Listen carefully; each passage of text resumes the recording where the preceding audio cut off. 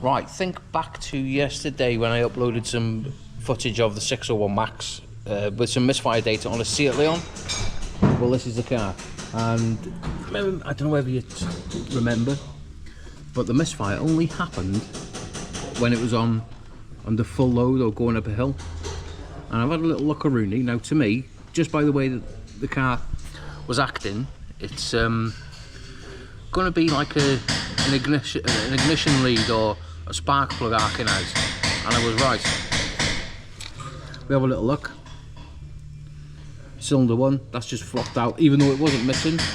But here is a main culprit on cylinder 2. As you can see,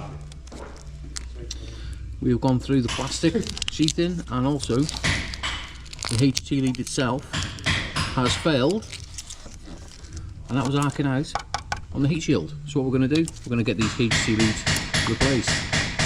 Now, before we start pulling the ignition leads off, what we're going to do is follow each lead from each cylinder and mark it on the ignition coil pack, so we know that that lead's going back in the right position. Otherwise, you're going to be getting misfires.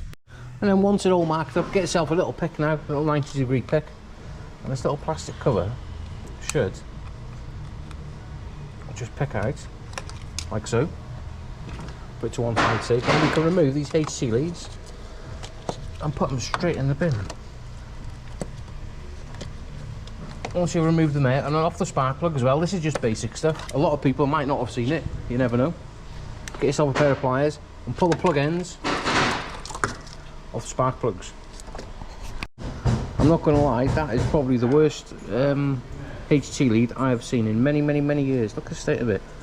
To give this car a bit of a better chance, what we're going to be doing as well is changing the spark plugs with it, spark plug socket ratchet, and get all 4 of them out. Very simple. And that is one set of spark plugs out. I don't think they've been changed for quite a while. Now, they're not genuine VAG stuff, so they have been changed once in their lifetime, but not for a very long time. And that is a brand new spark plug. Let's get them all in and torqued up to 25 Newton meters. And the leads that we'll be using is Intermotor, absolutely brilliant. I've been using these for many years. You know, miss the good old days when you do stuff like this. Sorting HT leads out into different lengths, so they're routing tidy. People will never understand that. It's crazy. And just like that, them new ignition leads now I put back on. Now what I've had to do, I've had to cut the conduit off it because it was too long and it wasn't clipping in. So I've made them a little bit neater. Look at that. Right, let's get on the key and give it a big start. And that is the car all now back up and running. But remember, this car wasn't missing when it was not under load. So what we're going to be doing, grabbing the tab 3, and we're going to take it down the road for a little bit of a test drive and try and grab some data to show you.